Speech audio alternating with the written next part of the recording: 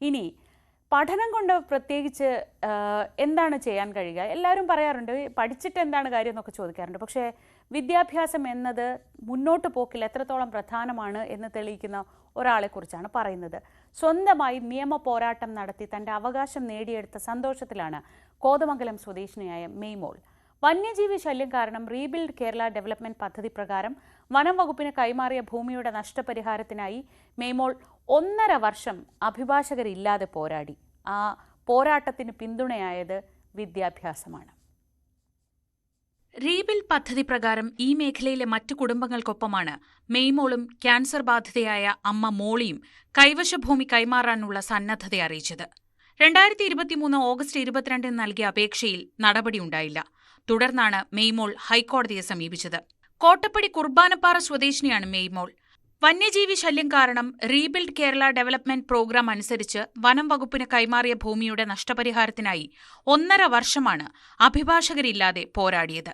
ഒരു നിസ്സാരമായൊരു രാത്രി ആയിരുന്നില്ല.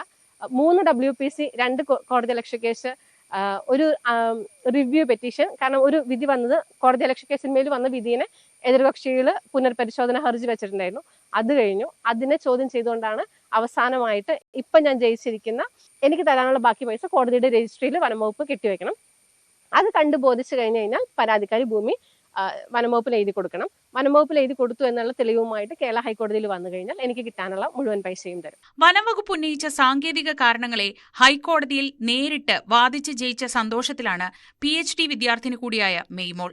ഹർജിക്കാരിക്ക് അർഹതയുള്ള 45 ലക്ഷം രൂപയിൽ ആദ്യ ഗഡുവായി നൽകിയ 22.5 ലക്ഷം രൂപ കഴിച്ചുള്ള തുക 2 ആഴ്ചയ്ക്കകം ഹൈക്കോടതിയിൽ കെട്ടിവെക്കാൻ കോടതി ഉത്തരവിട്ടു.